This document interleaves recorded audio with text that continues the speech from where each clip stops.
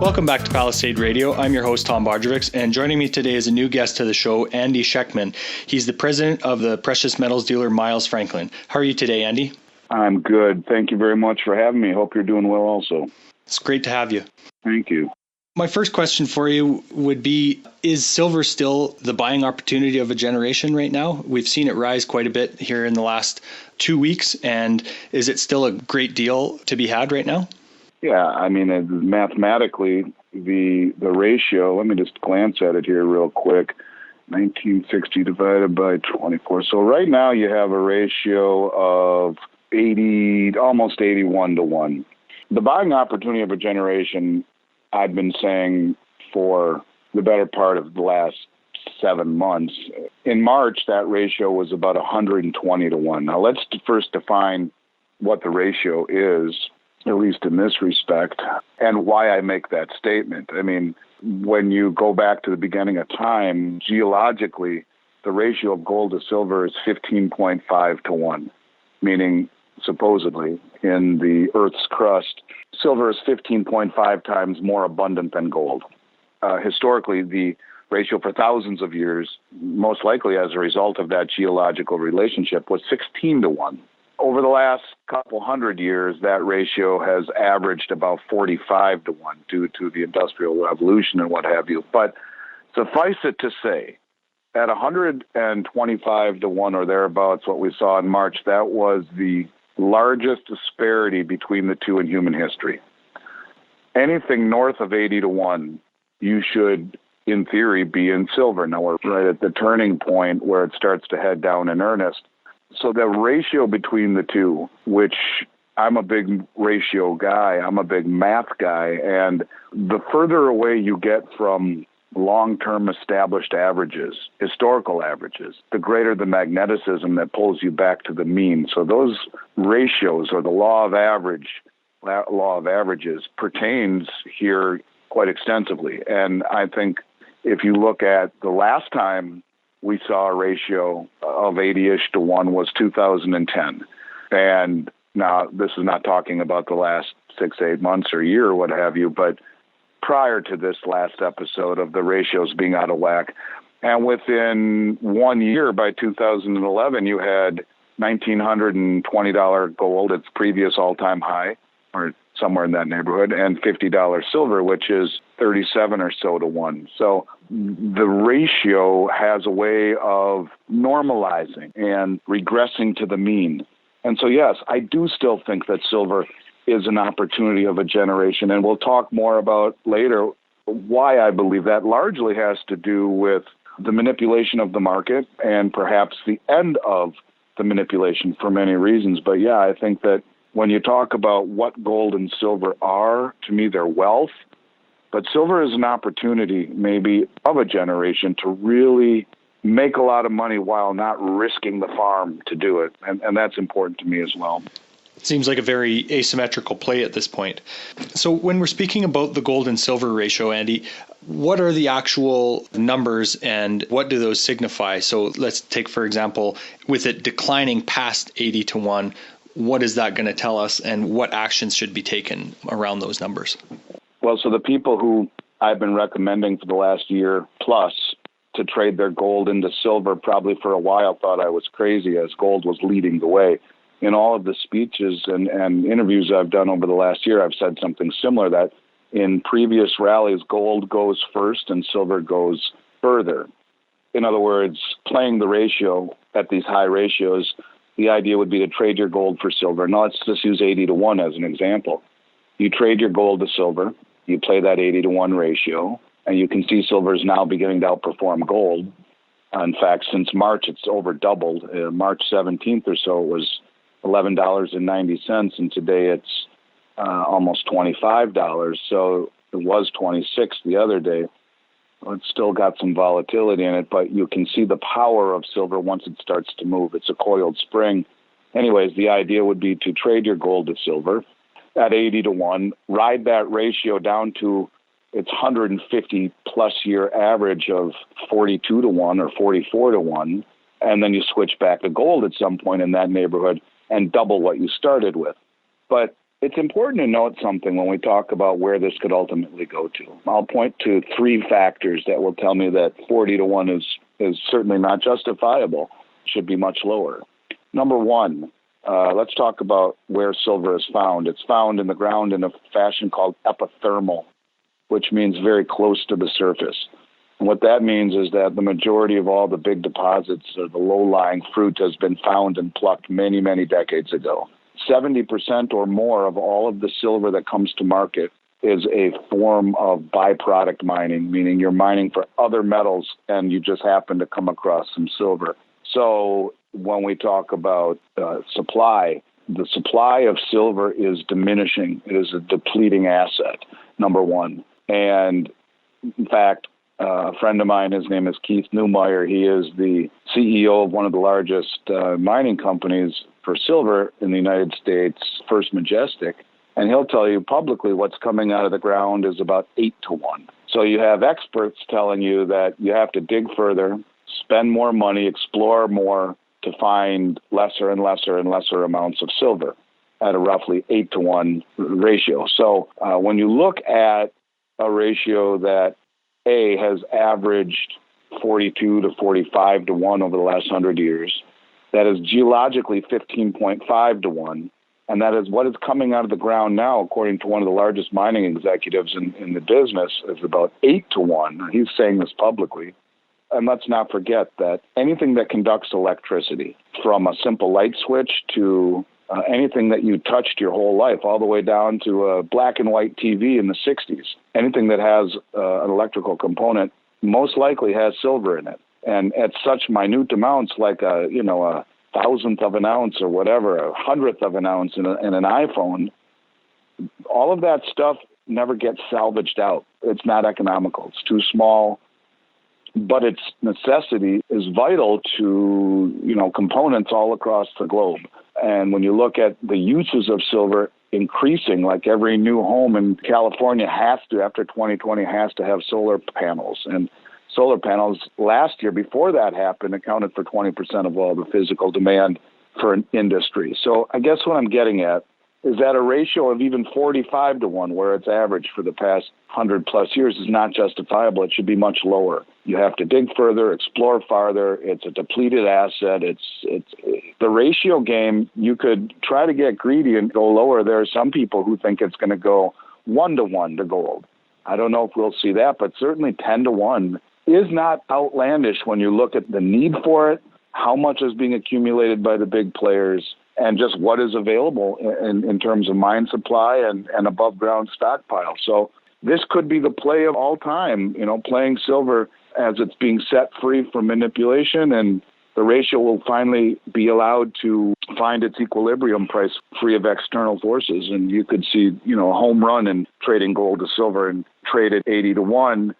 You wait till it gets to 20 to 1, and, you certainly increase the amount of gold you could get by a factor of 4. So anyways, I just think that it's an interesting play and one that people should still give thought to.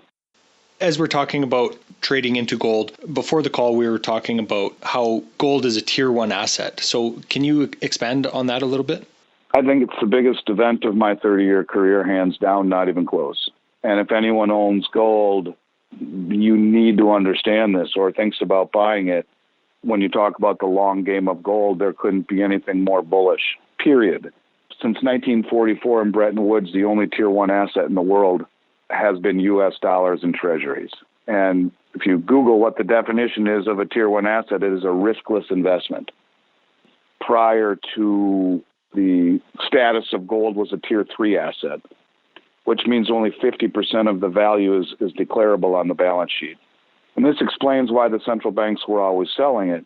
It costs money to store, it pays no interest, and it is unpredictable in its movement. And on top of the tier 3 status would denigrate a central bank's balance sheet by a factor of 50% for whatever gold they owned, thereby diminishing their ability to sell bonds and to transact international business. So especially for the new central bankers that replaced the gray hairs, there was no incentive to own it.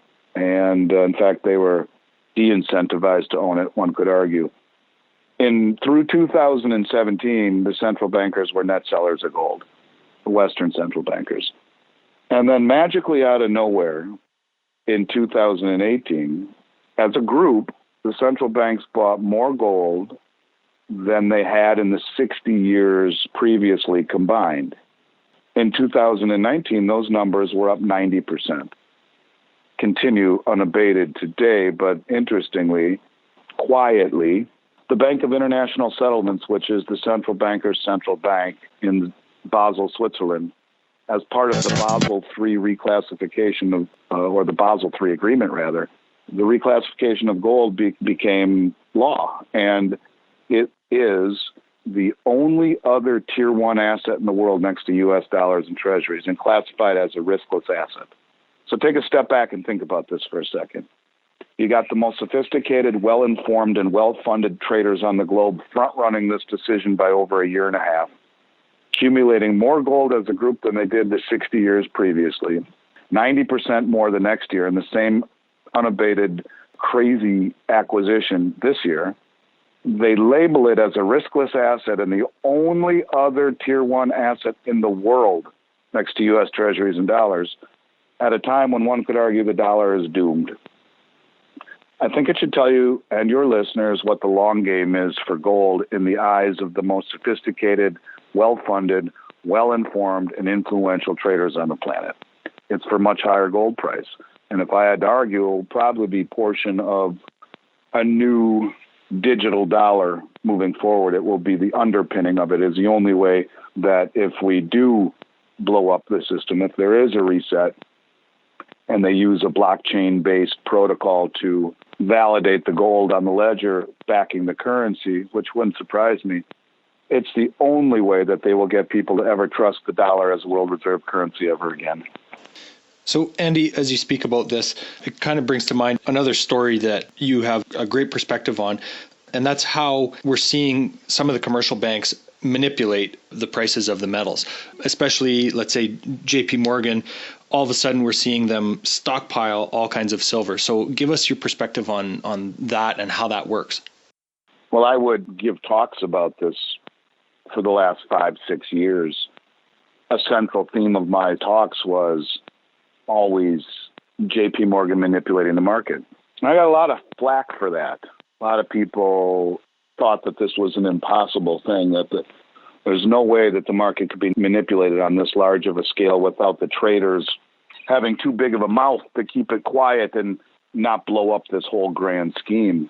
I urge all of your listeners to Google Arcadia Economics, Chris Marcus, Bart Chilton, Chilton. My friend Chris Marcus, who is the purveyor of Arcadia Economics, interviewed Bart Chilton, the head of the CFTC, about a year ago, where he admitted most of what I'm about to tell you and then died 3 weeks later. I'm not saying there's a correlation. I'm just simply saying that, we're talking of the most influential bank on the planet. He died of a heart attack, I believe. Some people like to draw that analogy or that link between the two. I'm just simply saying maybe he knew he wasn't well and he wanted to get this off his chest. But the bottom line is simply this, that what was admitted by Bart Chilton is what I been saying for a very long time, and I felt vindicated by it, and I'll explain more about it in a second. But he basically said in this interview, which you can find on YouTube, again, he was the head of the CFTC, the Commodity Futures Trading Commission. And he said that in 2008, when Bear Stearns went bankrupt, part of the reason they went bankrupt was silver exploding to $21, and they had the largest short position ever at that point in silver in the history of the COMEX. And Hank Paulson called in Jamie Dimon, and they made a deal for them to take over and bail out Bear Stearns. One of the things that was acknowledged was the fact that they would be over position limits when combining Bear Stearns' position limits with JP Morgan's position limits. They would be far in excess of the COMEX law of position limits. And one of the things that they were promising to do would be over a certain period of time to sell off part of those or repurchase part of those, get long, I guess you would be, on those short positions and get within position limit guidelines. Well, at the end of the time frame that they were agreed to, they had in fact increased those short positions instead of decreased them. And Bart Shelton went to his supervisors and said, we need to prosecute these people, J.P. Morgan. They're violating antitrust law. They're violating the agreement. They're guilty of manipulating the market. And he was told to back down. It was a political decision. Now, he died a couple weeks later, and all I can tell you is that that's the first time I've ever heard of an official name J.P. Morgan as the group doing this. But the bottom line is simply this, that over a period of 12 years, J.P. Morgan was the largest concentrated short position in the history of the COMEX market, in silver primarily, but also in gold. But they have been holding down the price literally in a remarkable track record.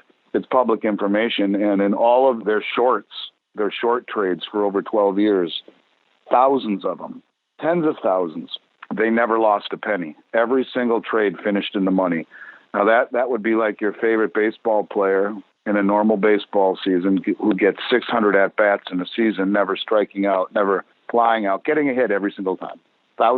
600 for 600. That's a mathematic impossibility. And J.P. Morgan figured out a way to do that because they were rigging the market. Now, this went on indefinitely, whereby they would suck in the speculators, sell the options, the price would go up, and then they'd smash the price lower again and collect all the premium on those options, and they'd expire worthless. But they were controlling the prices. They own roughly 20 to 25% of the entire COMEX in terms of 160 million ounces of silver that they had until recently, which we can talk about in a moment, but which represented 20% of all the silver on the COMEX. They had enough leverage to really control the whole market. But through it all, by Ted Butler's estimation, they amassed over 1 billion ounces of physical silver off the exchange, which would be 10 times what the Hunt brothers tried to accumulate, which would be the single largest physical position of silver the world has ever seen. At the same time, they amassed north of between 25 and 30 million ounces of gold, while being the single largest concentrated short position on the COMEX. Highly illegal. Driving down the price, manipulating the price lower to corner the physical market is in essence what they had been doing. Now, things have changed. Most of the time, my entire career, no one ever stood for delivery on the COMEX market. It was almost akin to a casino where speculators would gamble, try to guess the direction of the market. Very few people like myself or a farmer would hedge their exposure or their future production the way that we would. In other words, if I have 1,000 ounces of gold in my warehouse physically, I have to sell 1,000 ounces on the COMEX. And that's because if all of the gold that I have, let's say I have 1,000 ounces and the price falls by $100, that would mean I'm down $100,000. And that's not the way to run a business. But if I had simultaneously sold short on COMEX, then what I sold short would go up commensurately by the same $100,000. That way I would be market neutral. And that's why we hedge ourselves on our exposure to physical inventory. Or a farmer who's planting a field in April may want to hedge his production and lock in a futures price for October when they harvest the field, not knowing what the season will be like. It's a gamble, so to speak, but some years it'll save them, and other years they wish they would have just ridden it out and got market price. But that's the premise of a futures market. It's not to control the price to accumulate physical. That's the tail wagging the dog. Well, anyways, what's changed is that most of the people on the COMEX market would always roll over the contract and continue speculating, meaning they don't stand for delivery. A very, very small fraction would stand for delivery.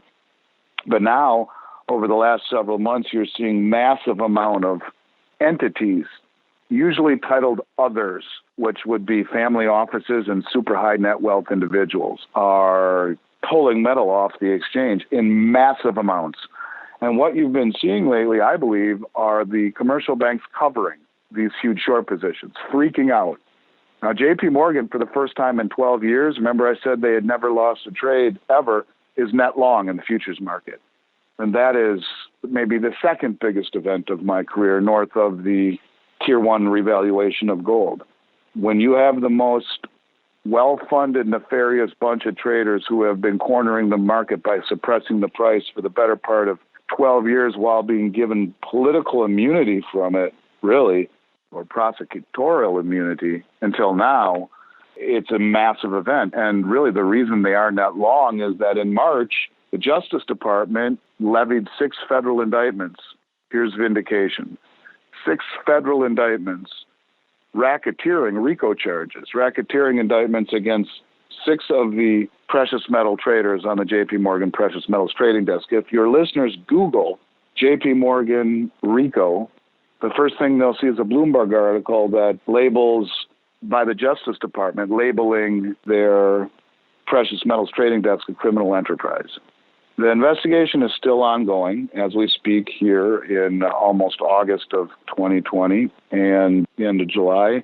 It's still ongoing, and they are cooperating, these traders who are federally indicted on racketeering charges. It's the real deal. And now to see J.P. Morgan go long and to see the price start to move. Last Thursday, silver was 18. It was 26 2 nights ago. It's mid-24s right now as it's pulled back a little bit. But you're talking in a span of 6 days, of which only 3.5 were trading days. You've seen silver move up, north of 30%. So this is what happens when markets are allowed to trade freely after being manipulated for a very, very long time. And when you pull out this massive manipulative short, have the Justice Department squarely looking at the commercial banks and already indicting J.P. Morgan on racketeering charges, which is, they can go after the whole bank for that, then I think it's a new day for precious metals, on top of the reclassification of gold as a riskless asset by the central banks. You think the central banks would load up on something they thought was risky moving forward? I don't. I think they would load up on this riskless asset that is undervalued when everything else is trading at multiples of its all-time highs. Some absolutely fascinating stuff there, Andy. And it just makes me think that, when we see the big players like JP Morgan manipulating that market as they were, we kind of want to be able to get on the same side as the trade that they're doing. And obviously now you say that they've amassed one of the biggest stockpiles, or indicators point that they've amassed one of the biggest stockpiles ever. We're obviously trying to identify where those big players are putting their money, right? Yeah, well, they're putting their money where their mouth is. Not only are they amassing the largest stockpile, you're seeing the hedge funds, the family offices, and the super, super wealthy people pulling metal off the COMEX. They're taking possession of it. Gold and silver are the only assets that are not simultaneously someone else's liability. And that's why gold isn't just an inflation hedge. And the Federal Reserve creating copious amounts of money, north of $7 trillion since September of last year due to the banking crisis, the repo market crisis, which is still ongoing, I might add. You're looking at an environment where, whether it be massive inflation or what they're trying to stave off, hyper-deflation, a deflation of all of the assets being written off and written down is hyper-deflationary. And that's really what keeps the central bankers up at night, or at least Jerome Powell keeps him up at night, a massive depression, deflation. But here's the thing. Everyone buys gold and silver for inflation hedge. I would argue that in a depression, a massive deflation depression, gold and silver perform best because it's the only asset class that is not simultaneously someone else's liability. And, think about it this way.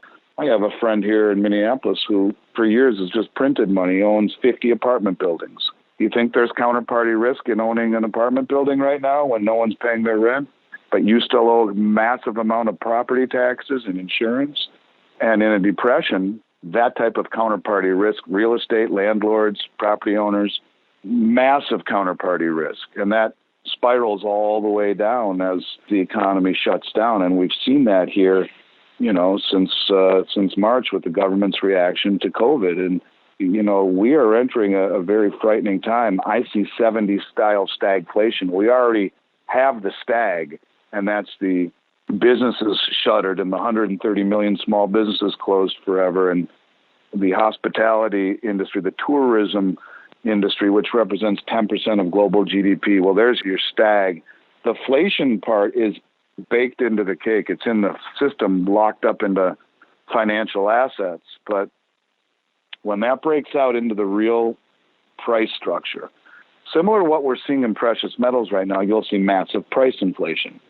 And in precious metals, we're seeing price inflation right now because it used to be that stocks were risk on and bonds were risk off, meaning that was the terminology, that when we're working and young, we can afford to be riskier with our investments and put it in the stock market and let it grow and appreciate and hopefully exponentially. That's your risk on. And as you get older, you put your money into the risk off category, bonds, right? And when I started in this industry, I was 19 years old, 1989. You could buy a U.S. Treasury for about 9%. So you would, a 9% coupon. So you would buy a whole bunch of those. Let's say you're getting close to retirement age, and you'd layer a whole bunch of those and buy $2 million worth, and you'd get $180,000 a year of interest, never touching your principal, living like a king or a queen, and passing on, hopefully, your principal to your heirs. That's what the wealthy would do. And now, with the 10-year Treasury, mind you, issued by an insolvent government who's created $7 trillion in, maybe more, in money since last September, the coupon on that is 0.57%. So that $2 million now doesn't even barely net you $11,000 instead of $180,000. So the risk on, risk off inverse relationship between stocks and bonds is gone. It's completely and totally severed. And so as interest rates rise, as they ultimately have to, because who in your right mind would buy that 10-year Treasury earning less than 0.6%, when real interest rates are approaching negative 3-4%? In other words, if you're getting paid 0.6%, well, that interest rate, when factored against inflation, which they call the real interest rate, is for sure north of 3% negative. And, the Fed's own mandate is 2%, but we know those numbers are skewed. Go to John Williams' shadow stats, and he'll tell you real inflation is north of 6 or 7%. So you factor that against the 0.6% you're getting paid, and you're way negative, and you're losing money guaranteed over 10 years. The moral of the story is that people are foregoing the bond market where they always would have gone instead of the next step, which is here, the precious metals market. So now they leave the stock market after watching 40% of their portfolio evaporate in March and realize that the Ponzi scheme that's going on in the stock market, which is completely detached from Main Street, at all-time highs when 50 million people are unemployed, is an absolute joke. So they're freaked out. And where do they go? They skip over the bond market because that's a sucker's game, and they come into precious metals at a period of time when the supply chain is broken. Remember, 60% of all the mines across the globe were shut down for the first half of the year, basically. You had all of the major mints in Europe are in Switzerland, and they border Italy. They were shut down most of the year. You have most of the mints shut down parts of the year, including the U.S. Mint, which just publicly announced that they can only make gold coins and then silver coins. They can't make them at the same time. They have to choose between one or the other for a period of time because of social distancing and COVID. You have a major gummed up supply chain. You have major interest from the mainstream who has skipped over the bond market and has jumped into this industry. And one of the classic definitions of inflation, you can get different viewpoints on what it is or what it isn't, but it's more money chasing fewer goods and services. So here's a classic example. You have a broken supply chain and fewer items out there and tremendous amount of money flooding into this market looking for safety. Bypassing the bond market has created massive price inflation. And that's what we're seeing. And I think you'll see that in the general economy at some point when it becomes very obvious that holding dollars is like a hot potato. And you will see money pour out of financial assets into other tangibles, anything that they can buy, from automobiles to jewelry to precious metals to art to whatever. I think there will come a time when being in paper assets is really looked upon in disdain. So I think these are times where people have to shed their normalcy and recency bias and realize that we are at a very unusual crossroads where stocks and bonds are positively correlated, and is also real estate. And what are they positively correlated to? Interest rates. So let's take a step back and see what could possibly happen. Number one, the Federal Reserve, which is the only one stupid enough to buy 10-year treasuries with real negative real interest rates issued by an insolvent government, creating massive levels of inflation. They're the only ones stupid enough to buy it. So they have been. They've been monetizing it, buying it through BlackRock, buying up the back end of the bond market to keep the interest rates low, to maintain a perception of well-being.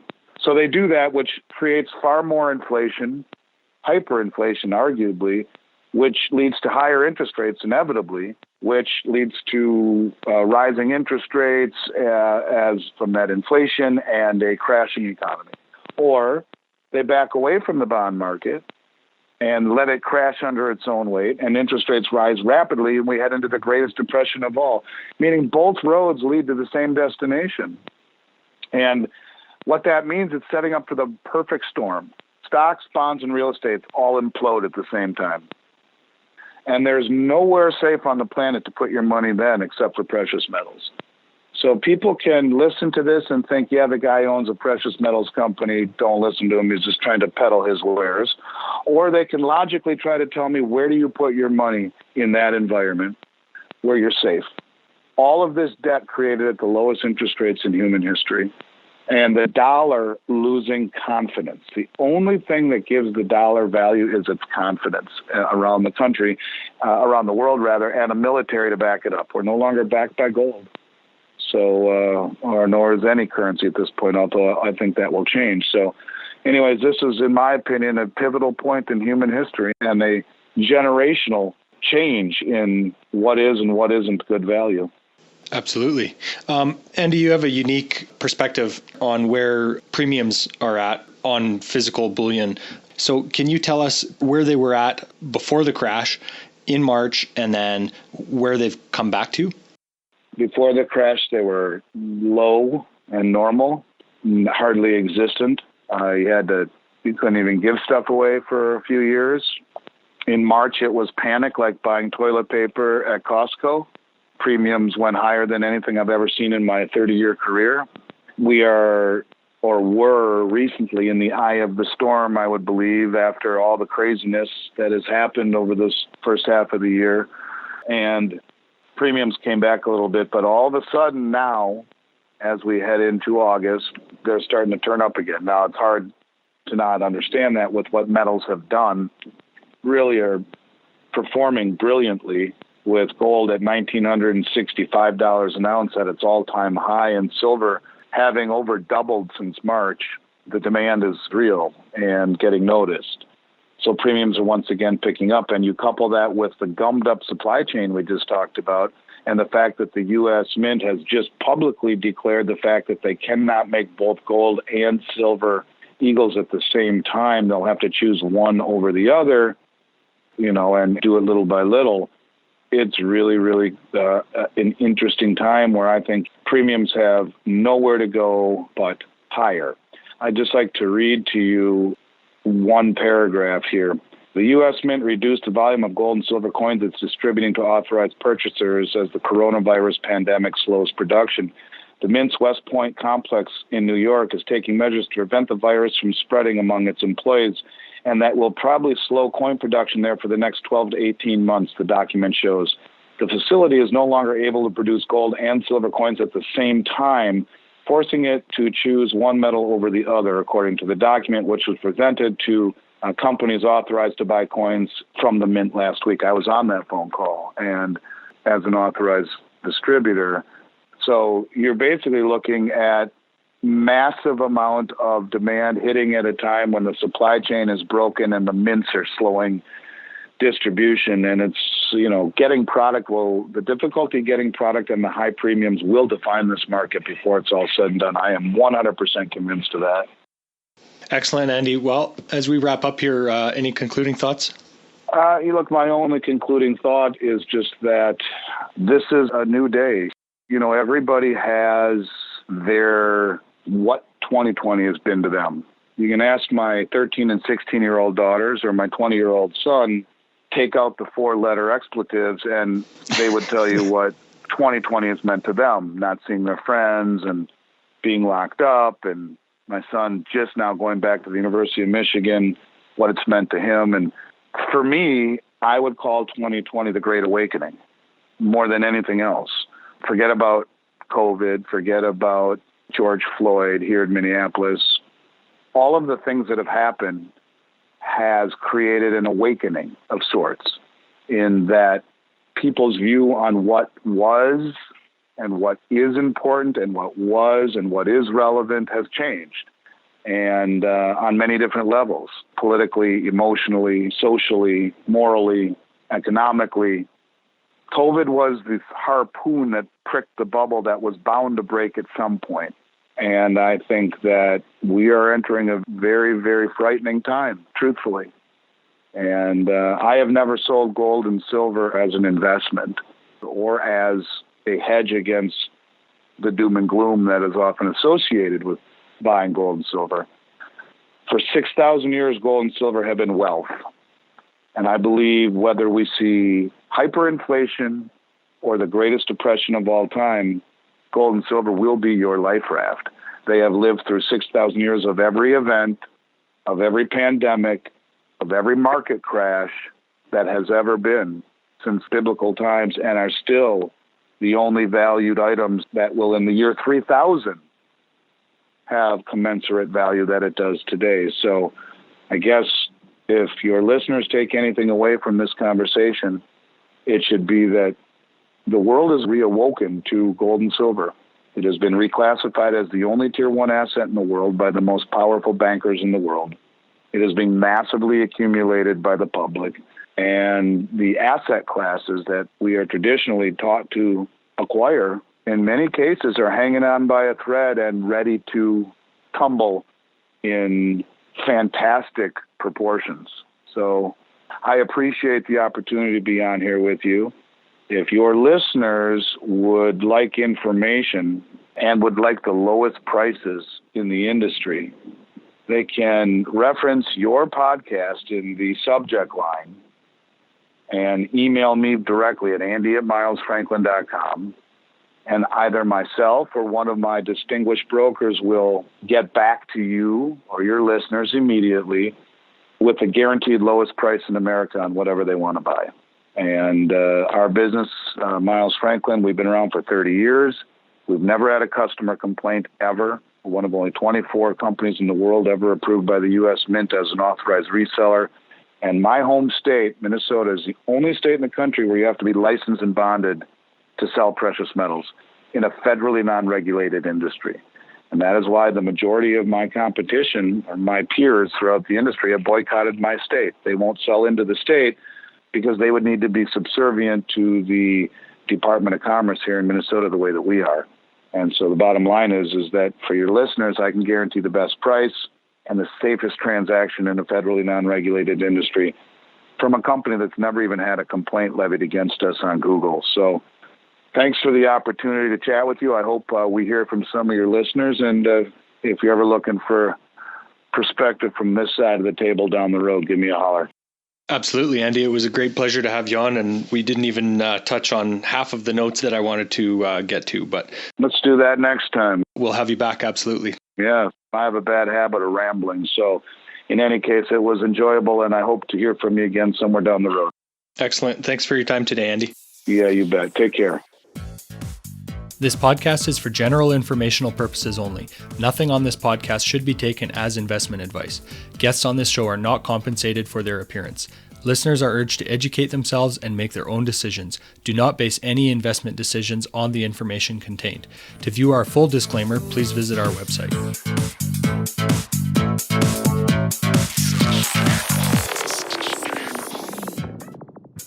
Think you understand the junior mining sector and you think that the participants in the mining sector, junior mining sector, are good people and kind people, hit the bid.